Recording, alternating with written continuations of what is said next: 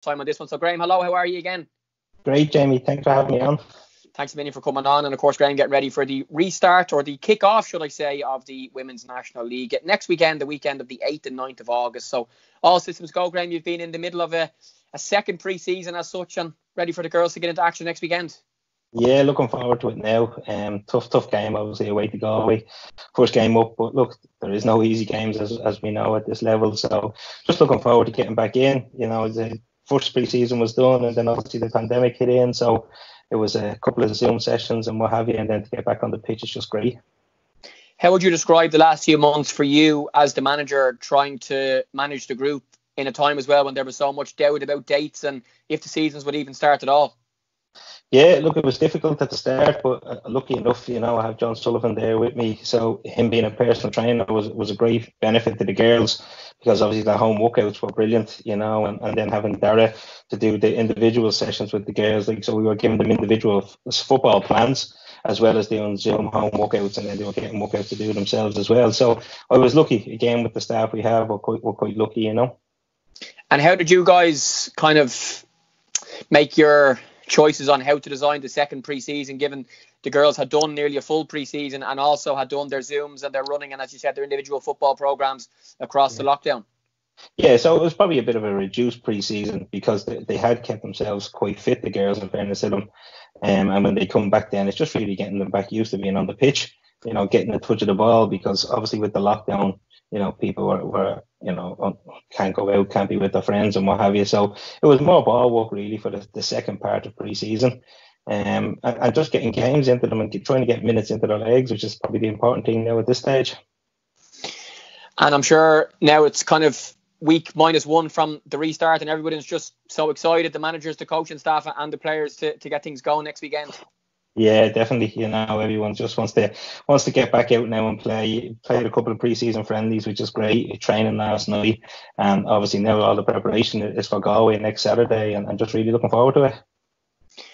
Yeah, like, it's been, I suppose, from the point of view of being a football manager, the last few months has been something that nobody has ever had to think about before. You've always had, you knew when the previous season finished, you knew when the next season started, you knew how long people were getting off, you knew basically all of that.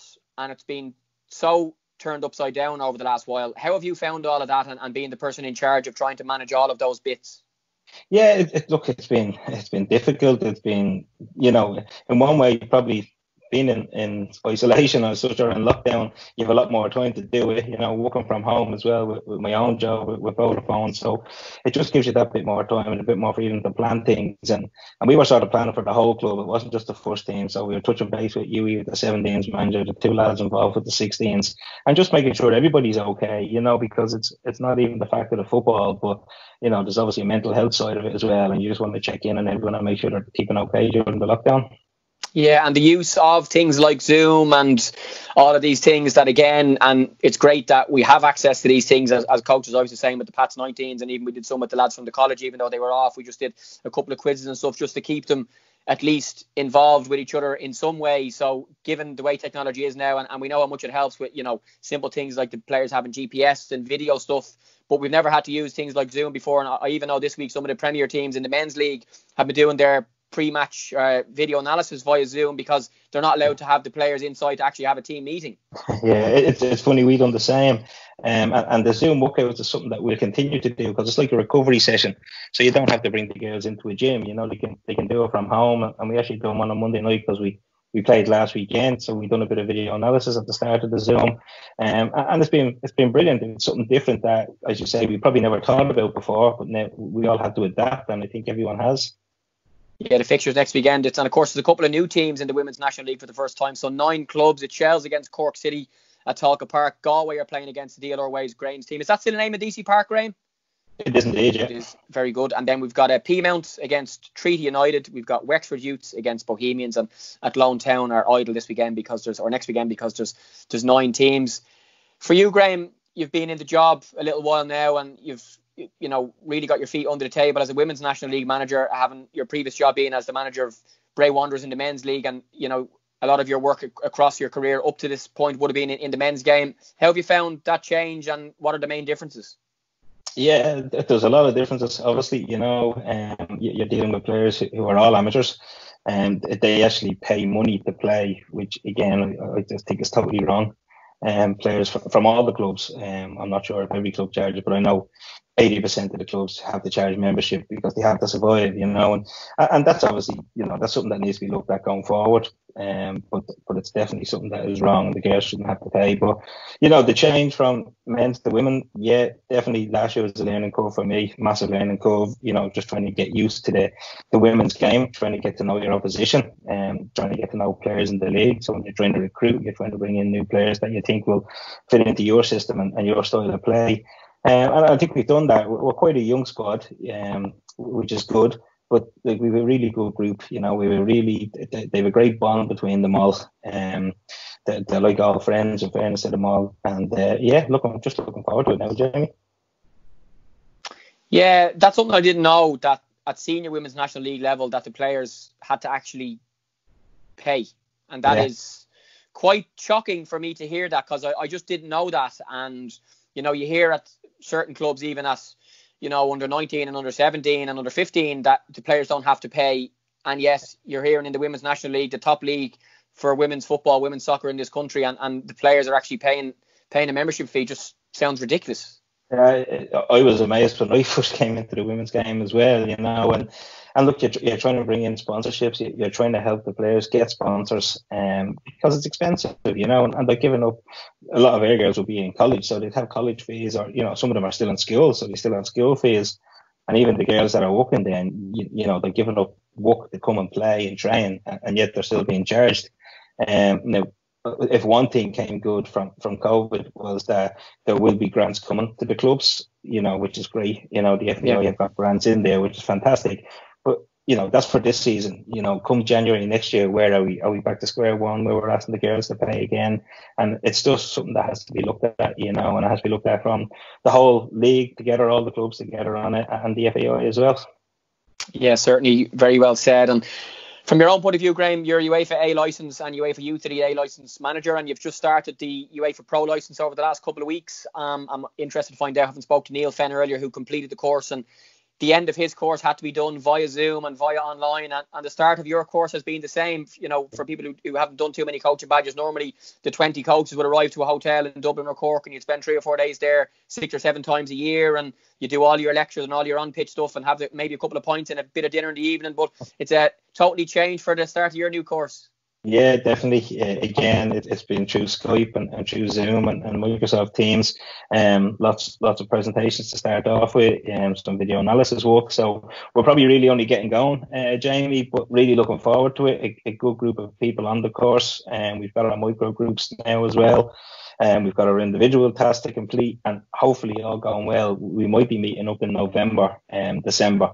For everyone to come together, which would be great, for the first block. But it's going to be a busy next 18 months anyway, I can say that much. Of course. Your own story through coaching, and we'll talk about, when you started doing the badges and how you went through that. But just when did you start to think that you wanted to become a football coach and a football manager? And you might just give us a background as to your journey from when you started to now. Yeah, I was probably just about 15, 16 and just given a dig out up in Joey's with Donald Forsyth. He asked me just would I help him, I know the Forsyth family really well, and he just said, look, will you come in, give me a dig out? So, probably like everyone, carrying water bottles, carrying cones, then you just get a bit more into it, start enjoying it. And I was probably a bit different. When I was 21, I had my first son, and then it was a choice, do you keep playing? I was only playing after senior league, so it wasn't a good level, or do I concentrate on the coaching? And I decided to just give up playing and concentrate on coaching. And obviously I spent a lot of time in Joey's, a lot of great years down there with a lot of really good people. And just learning, constantly learning, going on the courses. And then from there, obviously going to Bray 17s initially. And just having great experience up in that club as well. And obviously going to 19's first team. So I've got a good range of experience and different levels, and now in the women's game as well. So it's it's been a long path, but it's an enjoyable path, Yeah, it's a story that every person who started coaching, I'd be the exact same when you were saying about filling the water bottles and picking up the cones, and then you start to take warm-ups, and then you start to, become involved as more than just a helper as such, and very quickly you get the bug, and when you can see a session going well or a warm-up going well or something, maybe a bit of information you've given to a player that it helps them in a match, you start to think this is a cool thing to be doing.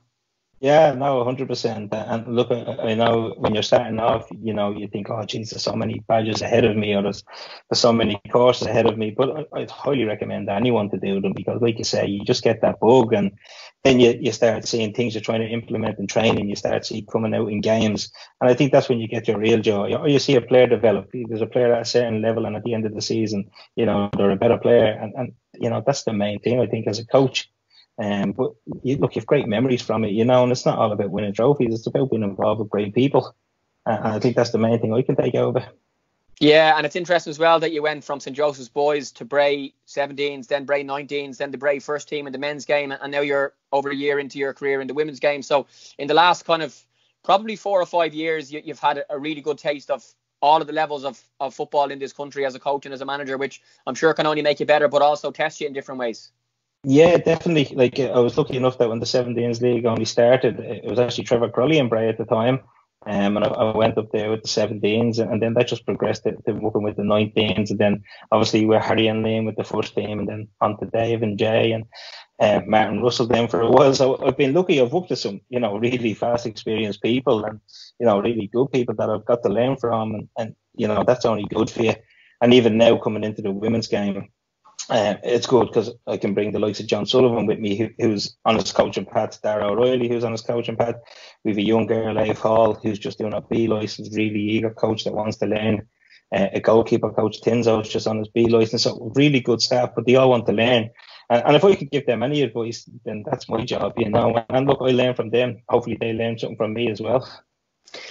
So that's your pathway through the elite game, and the first under 17 season was in the summer of 2015. So you're in around 5 years in the elite game now as a manager. Tell me about your path through the coaching badges. When did you start them? And I'm not looking for exact dates, because I know everybody's kind of, I think it was 2009, or it might have been 2010, but just, the badge you started on and your progress through now to clearly just starting off on the pro license.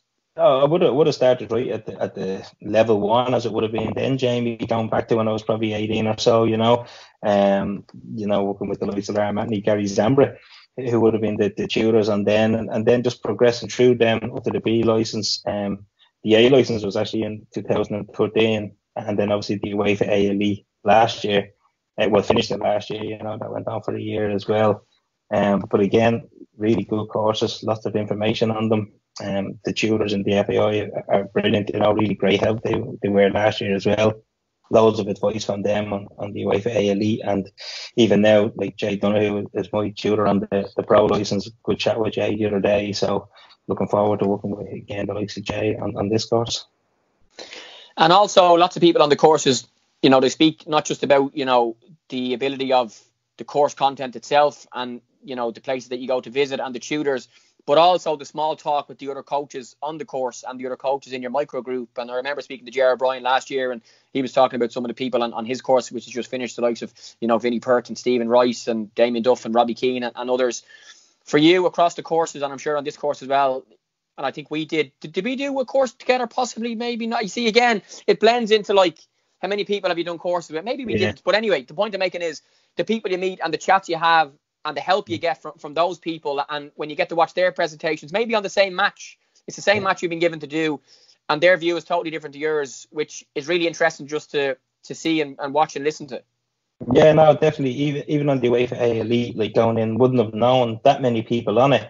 But by the end of it, you have a whole new range of friends, as you might as well say, and like that, we were touching base with each other. We were doing different presentations. You'd say, "What do you think of this?" And they come back and go, "Well, I'll take that out. What do you think of this bit?" And even only this week, I was talking to Donald O'Brien, and I never knew Donald. Donald's involved with Derry City. Never knew him before the UEFA Elite, and I was only talking to him last weekend, and I'm with you a call this weekend just for a catch up. So the likes of that's brilliant, and you just get to meet so many people in football and really good people, which is the main thing, Yeah, and just lastly, Graham, we're on the League Managers and Coaches Association podcast. It's called On the Bench, and Stephen Henderson has worked so hard over the last while to set this up. And I know in our initial interview with Hendo a couple of months ago, he spoke about this not just being for managers and not just being for men's managers, it's for managers in the women's league, it's for coaches, it's for goalkeeping coaches, it's for video people, it's for probably kit men.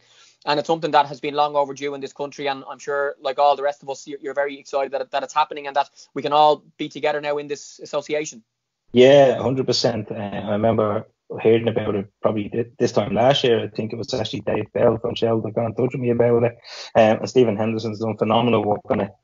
But it's brilliant, it's brilliant that managers, coaches, as you say, kitman, that we have a voice effectively, that we have somewhere to go if we're having problems, that this will now, and not even problems, but we can just get advice from each other.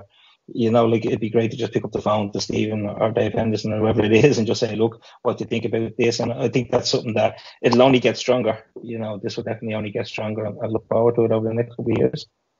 Yeah, and that's the reason why on this podcast we're speaking to a manager from the Premier Division, a manager from the First Division, and a manager from the Women's National League as well, and loads more guests to come over the coming weeks. But Graham Kelly, thanks a million for coming on. Enjoy the season restart next weekend.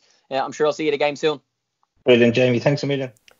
Yeah, great stuff there. On the Bench, the official podcast of the League Managers and Coaches Association of Ireland. With myself, Jamie Moore. Thanks very much to Graham Kelly, who you just heard. Before him, it was Tim Clancy. And before Tim was Neil Fenn. You can watch their interviews in full on YouTube. Just search the LMCAI YouTube page or On the Bench. You can also listen, as I mentioned, on Spotify, Apple Podcasts, or wherever else you happen to get your podcasts. Folks, the Twitter page at LMCA Ireland, nearly 1,000 followers so far. We'd love to increase that. We're going to continue to upload more content as the weeks and months go on.